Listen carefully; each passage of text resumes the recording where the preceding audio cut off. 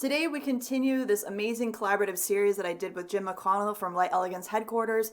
We just finished the What is Gel conversation, and today we're going to be starting a new 3-part series that talks about that zing, that zap, that burn that you might have experienced when you put your nails in your gel nail lamp. We're going to talk about exothermic reactions and everything you need to know about heat that's produced during curing.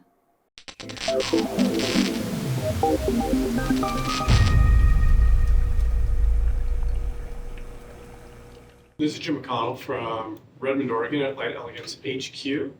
And today we have our guest, Liz Morris from the Nail Hub. Hey guys.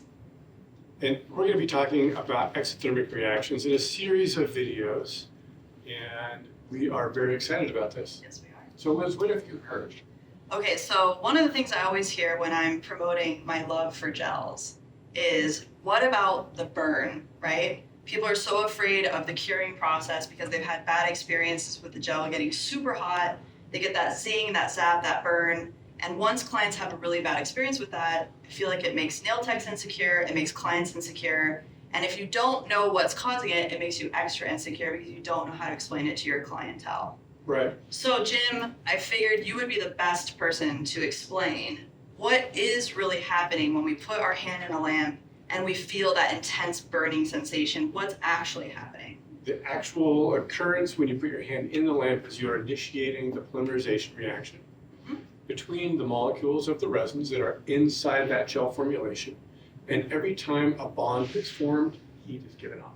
Okay. So the term exothermic is exo, to give off, thermic, heat. Oh, okay. So polymerization is the process of hardening our gels by exposing them to ultraviolet light in our lamps. So we're taking a liquid gel and turning it into a hardened product. Hardened plastic. And that exothermic reaction is part of the curing process. So you're going to have heat no matter what gel you're using, correct? Correct. Okay. Whether you feel it, whether you sense that sensation or not, depends upon the formulation as well as the light. So we can go over the differences in the formulations, the differences in the lights, and differences that you as a nail professional can do in the service process so your client feels less or no heat sensation at all. That's really good to know. Yeah. So knowing that it's not friction, Right. the molecules running around on the fingernail together, creating heat is really important. So let's get rid of the thought that actually occurs and then put into your control facts. And the facts that put the ability to control how much heat is getting off into your hands as a nail professional. Yeah, and I feel like that's really important to know that all gels create some amount of heat, like you said, but you may not be able to actually feel it based on the combination of gel, the lamp, maybe the amount you're using. And we're going to get into all of those different details and all the different factors that affect that experience of using gel or applying gel or any of those. But even I wanted to bring up the point that even polymerizing acrylic systems, there is heat that is given off too. You can feel it. You can feel it. What about like a dip system where you brush on the acrylic glue, the cyanoacrylate glue, and then dip it into the powder? Right. We get a lot of people talking about that they feel that heat too. Interesting. So basically, if you have polymerization happening, you're going to have some level of heat. Anytime you're forming that bond to form a larger molecule, to polymerize that molecule, you're giving off.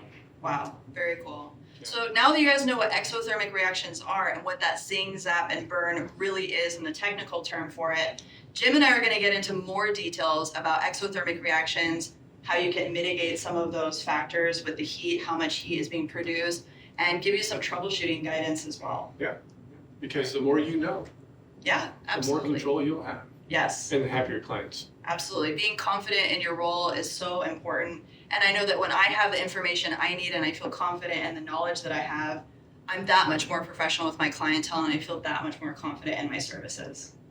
Awesome. Yeah. All right, cool. So what do we have coming up next? Next, we're going to talk about the volume of the gel that you put on the fingernail and how that volume will or will not influence the amount of heat that a person feels. And now we're going to get into why is there, what can happen with exothermic reactions? Why are some of them stronger than other ones? And you had a really great idea to show visually what's happening inside of our gel products. Correct. Yeah. Great. So the idea here is that we have 2 beakers in front of us one beaker contains very small beads and the other beaker contains much larger beads. If we envision each one of those beads as one molecule during the polymerization reaction, how much heat will be generated? So in the smaller beads, we can envision this one being similar to a difunctional monomer that's used in a gel product. Okay. In the larger one, we can envision that as being a difunctional oligomer, something much larger than the molecule of a monomer. And you can see, given the same volume of material that's inside each beaker, you have fewer difunctional resin molecules in the larger beads and many more difunctional resin molecules in the smaller beads. Right. So how does that affect curing?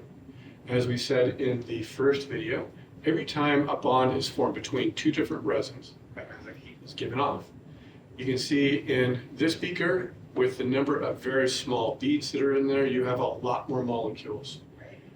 Exothermic reaction is not dependent upon the size of the molecule every time a bond is formed, but it's the volume of molecules, the number of molecules in a given portion of volume of gel that you place on someone's fingernails. So if you have, say, 1 milliliter of gel that you put on someone's fingernail and you cure it, if there's a lot of monomers, difunctional monomer in that product, it's going to generate a lot more heat. If you have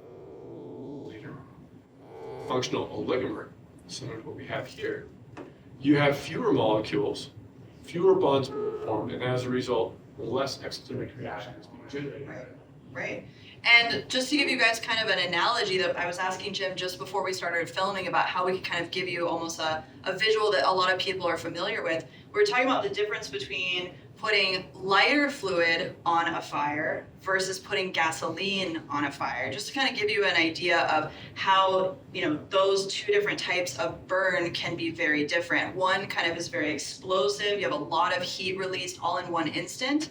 Whereas using something like lighter fluid is going to still ignite everything, but it's going to create a much slower burn, a more consistent burn. And so you're going to have less of that, whoa, lots of heat all at once, and that experience of feeling like your fingers are going to burn off. Exactly. Yeah. And just like in the lighter fluid versus gasoline analogy, this being more like lighter fluid, you have the reactions are taking place over a longer period of time. Versus this one here, they're all reacting in about the same period of time. Right. And you also told me also about reaction sites with these. So for every monomer molecule that's in this formula, which we have many more here in this type of formula of gel, each one of those has 2 reaction sites. Right. So it's even more crazy than just how many monomers we have in this. If each one of those has 2 reaction sites, you can imagine how much ignition per se is happening during that polymerization process. Correct. And so in the case of the monomers, the monomer may be 1/10 the molecular weight of an oligomer. So you could have 10 times the number of reaction sites in the monomer beaker than you do in the oligomer beaker.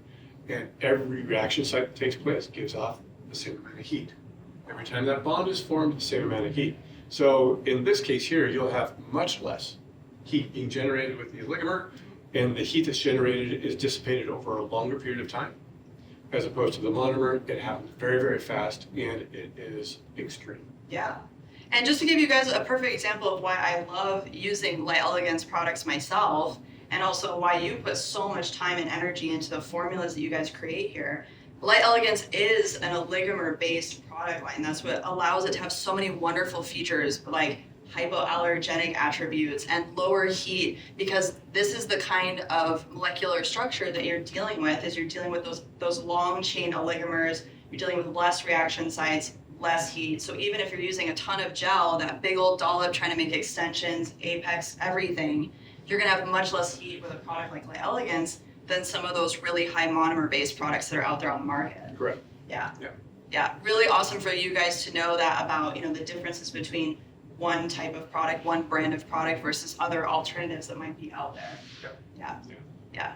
And I know that's also something that you personally spend a lot of time on even improving. I mean, you've actually done a lot to improve the heat factor with the gels that Light Elegance creates, and I just think that's an amazing thing to be constantly trying to improve for those nail techs and those clients who are experiencing Light Elegance products on their nails.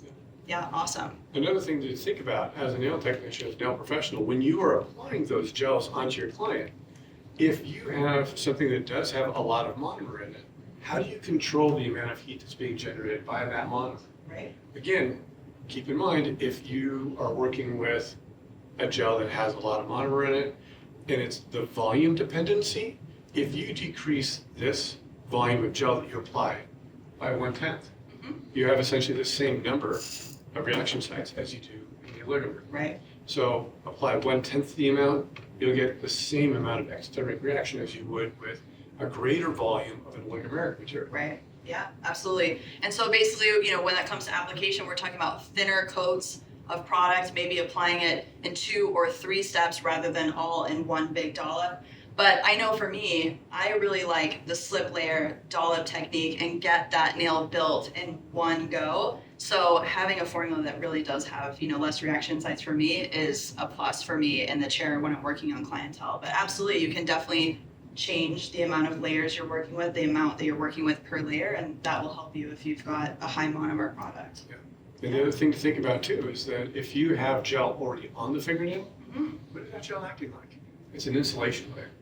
So if you already have a gel, you're doing a fill on somebody, and you put down the same volume of gel that you might on your first layer for a full set, because you have that first layer of gel on the fingernail, it acts like that insulation layer, and therefore your client feels much less heat. Yes.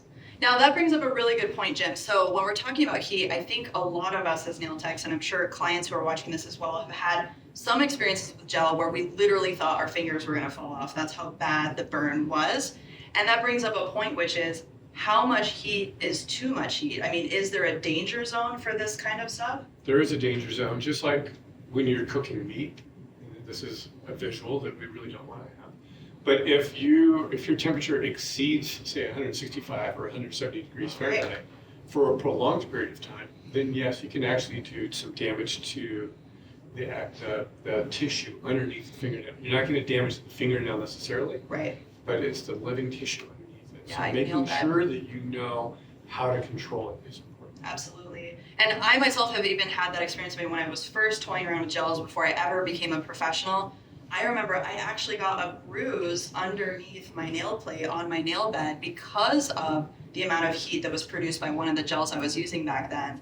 And I mean, you can be left with injuries of that nature if you're not careful with these kind of things. So. Yeah. And as the chemistry evolves and as the resin technology evolves, we can really do a great job in the laboratory to help create better products with less heat. The other thing is curing technology. Yeah. So certain curing technology is available to help you reduce that amount of heat as well. Absolutely. And so in our next video, we're going to talk about the physics of curing lights and how the new physics of curing lights can help reduce the amount of heat that you experience and what settings to use to make sure that that's ensured. Awesome. Well, stay tuned, guys. We'll be back in another episode. Thank you.